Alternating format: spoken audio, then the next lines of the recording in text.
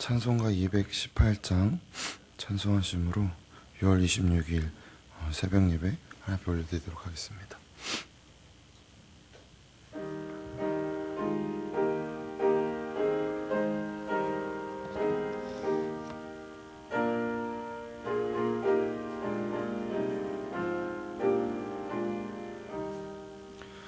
내 맘과 정성을 다하여서 주 너의 하나님을 사랑하라. 내 몸을 아끼고 사랑하듯 형제와 이웃을 사랑하라. 주께서 우리에게 명하시니 그 명령 따라서 살아가리. 널 미워 해치는 원수라도 언제나 너 그렇게 사랑하라. 널 핍박하는 자 위에서도 신실한 마음으로 복을 빌라. 주께서 우리에게 명하시니 명령 따라서 살아가리. 나 항상 주님을 멀리하고 형제를 사랑하지 못하였다.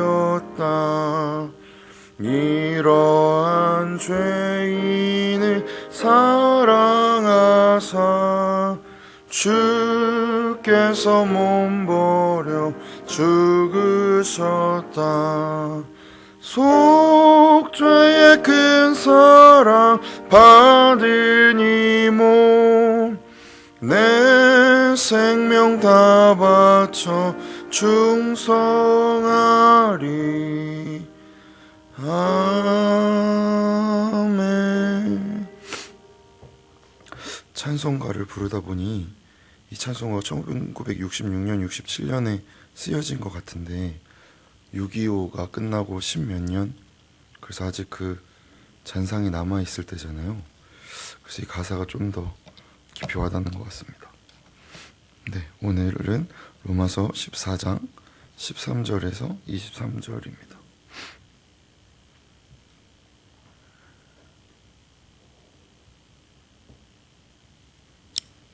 로마서 14장 13절에서부터 23절 말씀을 저희 교독해서 읽도록 하겠습니다. 제가 먼저 고백합니다. 그런즉 우리가 다시는 서로 비판하지 말고 도리어 부딪힐 것이나 거칠 것을 형제 앞에 두지 아니하도록 주의하라.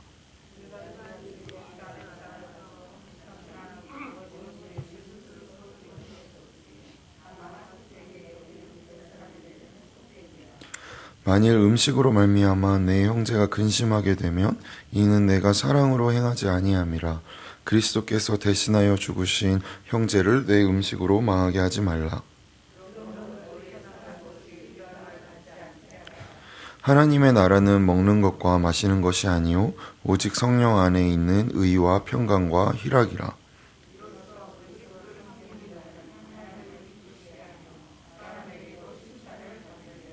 그러므로 우리가 화평의 일과 서로 덕을 세우는 일을 힘쓰나니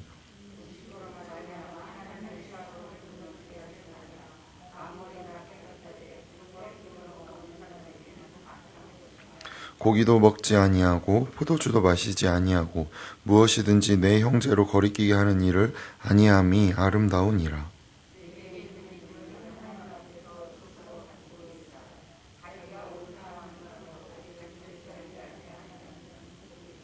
같이 고백합니다. 의심하고 먹는 자는 정죄되었나니 이는 믿음을 따라 하지 아니하였기 때문이라. 믿음을 따라 하지 아니하는 것은 다 죄니라. 아멘. 우리가 오늘 본문을 더 잘 이해하기 위해서 어제 본문이었던 14장 1절에서부터 3절 말씀을 제가 공동번역 성경으로 한번 읽어보겠습니다. 이 배경을 가지고 오늘 본문을 이해하시면 더 좋을 것 같아요. 공동번역 성경에 14장 1절부터 3절까지 어떻게 나와 있냐면, 믿음이 약한 사람이 있거든 그의 잘못을 나무라지 말고 반가이 맞으십시오. 어떤 사람은 믿음이 있어서 무엇이든지 먹지만 믿음이 약한 사람은 채소밖에는 먹지 않습니다. 아무 것이나 먹는 사람은 가려서 먹는 사람을 업신 여기지 말고 가려서 먹는 사람은 아무 것이나 먹는 사람을 비난하지 마십시오. 하나님께서는 그 사람도 받아들이셨습니다. 이게 이렇게 번역되어 있는데, 제가 7살, 6살 때 오이를 너무 좋아해가지고 부모님이 이렇게 오이 잘라가지고 거기에 이렇게 케찹 뿌려주시고 뭐 고추장 뿌려주시고 이렇게 해서 많이 먹었대요. 근데 그 기억이 나요. 근데 그거 그렇게 먹고 한번 체해가지고 7살 때 8시간 동안 토한 적이 있었대요. 토한 건 아직도 기억이 나거든요. 밤새도록 토한 적이 있었는데, 그래서 그 이후로 제가 오이를 못 먹어요. 냄새만 맡아도 박과 식물 있잖아요. 오이, 뭐 수박, 뭐 참외 이런 거는 향만 맡아도 너무 힘들더라고요. 그런데 제가 20대 초반에 어디 선교 단체에서 이게 같이 사역을 했는데, 제 옆에 그 선교 단체 이끄시는 목사님이 앉으셨는데 김밥 집에서 김밥을 사와서 다 같이 먹는 거예요. 근데 김밥에 무엇이 들어 있습니까? 제 옆에 목사님이 계신데 오이를 이렇게 하나씩 이렇게 빼서 놓고 있으면 얼마나 민망해요. 그래서 제가 어떻게 했겠습니까? 김밥을 삼켰죠. 그래서 그 이후로 이제 어르신들 옆에서는 김밥을 먹지 않는다. 왜냐면 오이를 빼야 되니까요.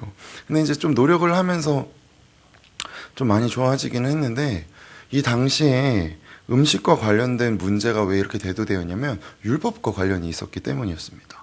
율법과 관련이 있기 때문에 이로 인한 논쟁이 로마에 있었던 이방인들과 유대인들 사이에 존재했던 것이죠. 그런데 우리가 로마서를 읽으면서 사실 발견되게 되는 것은 유대인인 바울이 이방인의 입장에서 계속 말하고 있다는 것입니다. 여기서 우리는 바울이 말하고 있는 입장에서 복음이 무엇인지를 더 발견하게 되죠.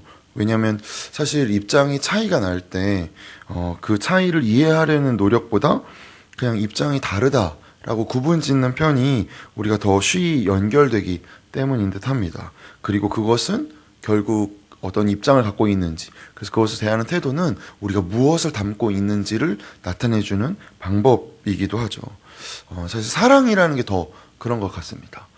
사랑은 사실 연애 초반의 사랑은 눈물이 그냥 그렁그렁한 게 사랑 같은데, 이런 말 하면 되게 외람되긴 하지만 같이 살다 보니까 그게 아니더라고요.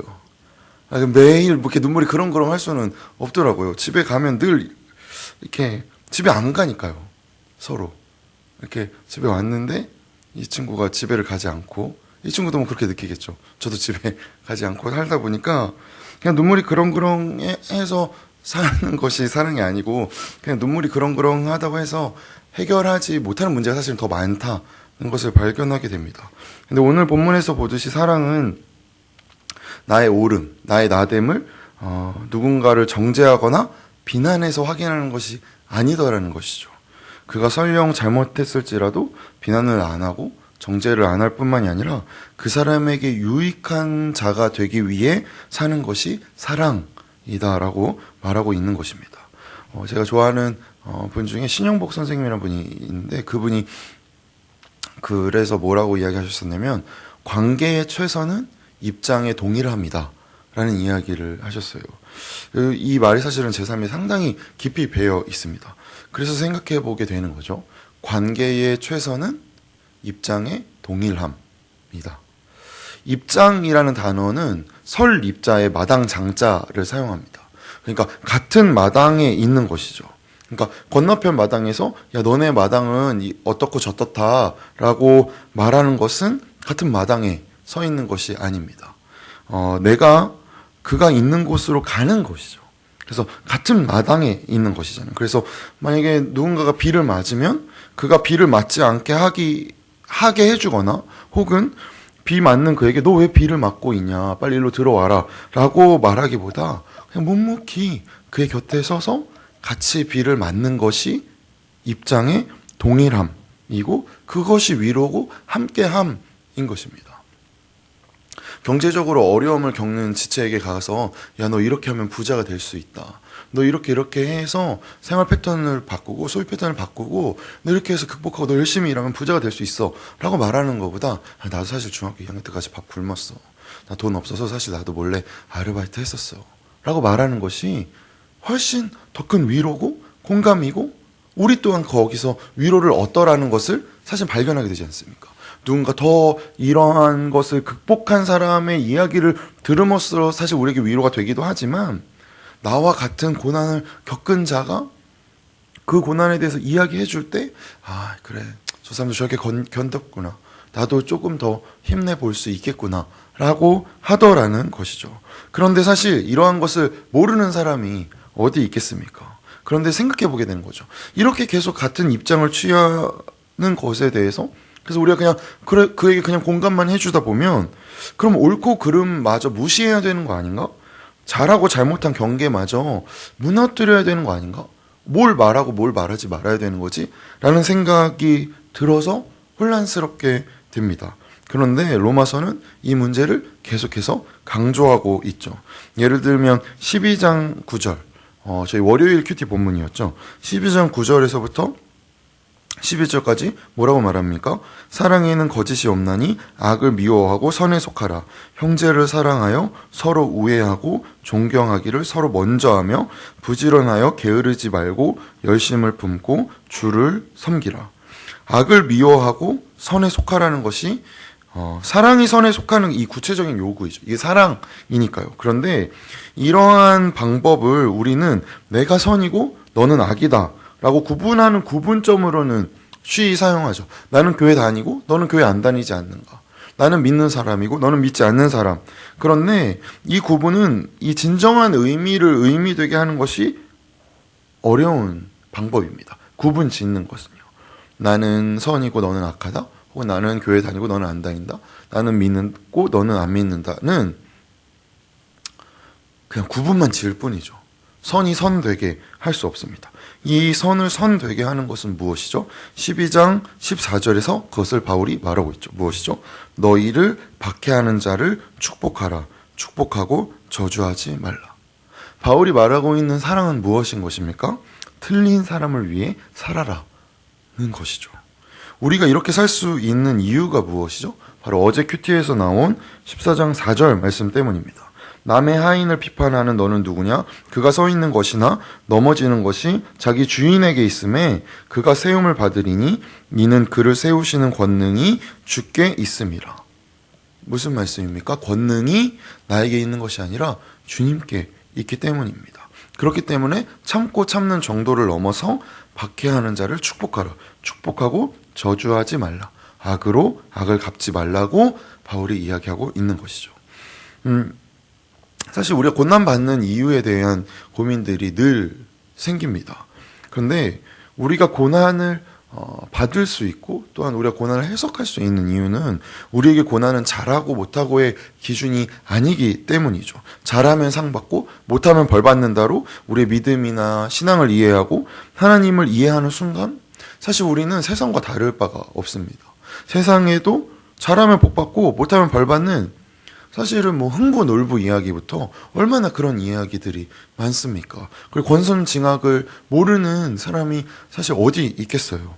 그런데 이것을 우리가 신앙으로 이해하는 순간 우리의 신앙은 더 이상 해석할 수가 없습니다.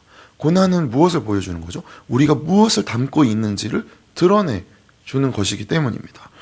삶에서 사실 존경받는 사람들을 보면 그 사람들이 엄청난 부자여서 혹은 뭐 명예를 가지고 있어서 혹은 똑똑해서 이지 않음을 보게 됩니다. 우리가 그러니까 이 사람 진짜 존경한다. 이 사람 존경받을 만하다라고 말할 수 있는 이유는 인격과 품격이 있기 때문이죠. 그가 가진 인격과 품격 때문입니다. 인격과 품격이 만들어지는 곳은 어디입니까? 고난의 자리이죠. 고난을 대하는 방법인 것입니다. 마찬가지로 우리가 우리의 삶에서 이웃들에게, 우리 주변에 있는 이웃들에게 그리스도인 다움을 어떻게 나타내는 것입니까? 세상 속에서 이웃들과 함께 그들과 다를 바 없이 고난을 당하고 핍박을 당할 때 우리가 그들에게 그렇지만 이것이 옳음이다 라고 이야기하는 것이 아니라 그들과 함께 고난을 받고 핍박을 받으면서 말하지 않음으로 말하는 것이죠. 무엇을 말하는 것입니까? 고난과 핍박을 대하는 방법. 우리 삶에 고난이 찾아오고 핍박이 찾아올 때 야, 이게 옳아. 그래서 난 이렇게 하는 거야. 이기보다 그것을 넘어서서 말하지 않음으로써 말하는 것. 저 사람은 저렇게 고난을 당하고 나와 같이 이런 핍박을 겪는데 어찌 저렇게 서 있을 수 있는가를 통해, 우리 삶을 통해 말하는 것이죠. 왜냐하면 우리는 세상이 담고 있는 것과 다른 것을 담고 있기 때문입니다. 무엇이죠? 이것이 근데 다만 그냥 참고 묵묵히 희생하고 이러한 뜻은 결코 아닙니다. 성경에서 무조건, 왜냐하면 말씀에서 보듯 악한 자에 대해서 강하게 말하고 시편 말씀에서 보듯 그런 것을 탄원하는 이야기는 성경에서도 계속해서 나타나는 것이니까요. 무엇을 말하는 것이죠? 하나님의 자녀라는 사실은 어떠한 보상 때문에 기다리는 것이 아니라 하나님의 자녀라는 내 존재만으로 그것 자체가 복이고 그것 자체가 우리의 삶의 큰 힘임을 알고 살아라고 성경이 계속해서 이야기하고 있는 것이죠. 사실 그렇잖아요. 우리의 자녀가 아침마다 어머님 안녕히 주무셨습니까? 정말 저희 어머님이 맞으신가요? 저는 다리에서 주워온 것이 아닙니까? 라고 물으며 매일 영도 다리를 찾아가고 막 여기에서는 어떤 어머님이 나를 찾아오실까? 이런다면 진짜 그 자녀를 우리가 참 어떻게 대할 수 있겠습니까? 답답하겠죠. 얘야 그냥 아침에 늦게까지 퍼질러 자도 괜찮아. 얘야 그냥 내가 니네 진짜 엄마다. 내가 널 낳았어. 해도 아닙니다 어머님. 저는 달에 가서 저희 어머니를 찾아오겠어요. 근데 우리의 신앙이 그렇다는 것이죠. 하나님이 나에게 뭔가를 해줘야, 영도 다리에서 갑자기 나타나야 이게 내 하나님인 것 같고, 내가 아침에 늦게까지 일어났을 때 뭔가 불편하고 존재로서 자녀됨을 누리지 못하는 것입니다. 왜 그렇죠? 우리가 가진 신앙을 세상의 방법과 동일하게 생각하기 때문입니다. 무엇을 하면 하나님이 나에게 무엇을 주시고, 내가 무엇을 못하면 하나님이 나를 버리시고. 그런데 여기서도 바울이 계속해서 말하고 있는 것이 무엇이죠? 우리에게 있는 것이 있기 때문입니다. 무엇입니까? 은혜이죠. 우리에게 은혜가 있기 때문입니다. 내가 무엇을 해서 무엇을 이루은 게 아니라 그리스도께서 우리가 무엇을 요구하기 이전에 가 먼저 죽으셨고 가 먼저 부활하셨고 이 은혜 붙들고 사는 자들이다. 그러니 우리가 누구를 비판할 수 있겠는가? 라고 바울이 계속해서 이야기하고 있는 것입니다. 사실 결혼을 하고 이제 몇 달을 지내다 보니까 옳은 게 옳은 것이 아니구나를 조금씩 배워가고 있어요. 뭔가 이렇게 투닥투닥 할 때가 이제 한 2차례 정도 있었는데, 그때 합리적인 이성과 올바른 사고로 여보 앉아보세요. 저는 여보의 지압이지 않습니까? 제가 세대주잖아요. 이것은 이래서 이런 거고 이런 사정이 있었던 거고 그래서 제가 이렇게 한 건데 이렇게 하는 것이 마땅하지 않습니까? 라고 말하면 어떻게 됩니까? 저희 착한 성도님께서 이렇게 눈물이 그렁그렁해지시죠. 그럼 그때 뭐라고 말하면 돼요? 그러니까 이렇게 해야겠지가 아니라 미안해. 이 한마디잖아요. 사실 내가 여보 마음 몰랐다. 미안해. 이거면 되는데 이 쪼잔하게 그거 뭐 설명하려고 하다가 정말 집에 갈 뻔했잖아요. 그러니까 이렇게 배워가는 것 같아요. 그냥 옳음을 옳다라고 이야기하는 것이 과연 옳음인가? 이것이 틀리다라고 이야기하는 것이 과연 옳음을 드러내는 방법인가? 그것이 과연 말씀에서 우리 가운데 요구하고 있는 것인가? 삶에서 경험하게 되더라는 것입니다. 우리 관계가 사실 이와 같아서 바울이 뭐라고 얘기합니까? 우는 자들과 함께 울고 즐거워하는 자들과 함께 즐거워하라고 이야기하고 있는 것이죠. 유대인이 이방인의 편에 서서, 그래서 이방인의 입장에서 말하고 있는 것. 유대인은 이렇게 의롭다. 그래서 예수가 유대인이다 라는 방법으로 바울이 말하고 있지 않다는 것. 예수가 죽었다. 그런데 우리만을 위해서 죽은 것이 아니라 너희를 위해서이기도 하다. 라고 말하고 있는 것. 그러니 우리가 우리의 구분 지음을 통해 우리의 다음으로 나는 참 그리스도인답다. 라고 고백하거나 말할 수 없는 것이죠. 우리는 영광스러운 하나님의 자녀들이기 때문입니다. 우리 존재 자체가 영광스러운 자들이기 때문이죠. 우리가 진노의 자녀가 아니라 창조주께서 우리의 아버지이시고 그가 우리를 구원하셨다는 이 고백 자체가, 이 고백을 하면 할수록 이 의미를 더 깊이 깨달아가게 됩니다. 하나님이 어떤 분이신지, 고매하고 위대한 인격을 가지신 분이라는 것. 그는 기다리실 수 있는 분이고 용서하실 수 있는 분이고 충분히 우리가 익어가도록 기다리시는 분이라는 것. 그러니 우리가 말할 수 있는 것이죠. 내가 예수 안에 힘을 얻었듯이 예수를 믿지 않은 너도 힘을 얻을 수 있다고 우리가 진정한 이웃이 되어야 하는 것입니다. 우리 삶의 자리에서 말입니까? 그래서 이렇게 이야기하는 거죠. 여보게 우리 한 배 탔어. 자네는 아나 다르지 않네 라고. 그리고 예수가 당신을 역전시킬 수 있어 라고 그들의 고난에 동참함으로써 판단보다 공감을 먼저 함으로써 꼬장꼬장하게 무엇이 옳은가를 설명하는 것은 그리스도께서 우리를 대하는 방법이 아니었습니다. 그분은 하나님이 인간이 되셔서 우리와 같은 입장의 동일함을 취하셨습니다. 우리와 같은 마당으로 그가 들어오셨죠. 그리고 여기서 멈추지 않고 죽음으로 나아가셨습니다. 인간의 마지막에 스스로 다다르셨죠. 우리가 그를 죽음에 이르게 하였으나 우리가 그를 마지막에 몰아넣었으나 그는 부활로 우리에게 대답하셨다는 사실, 마지막이 끝이 아니다 라고 우리에게 말씀하셨다는 사실, 말하지 않음으로 하나님은 우리에게 말씀하셨죠. 삶으로 이야기하셨습니다.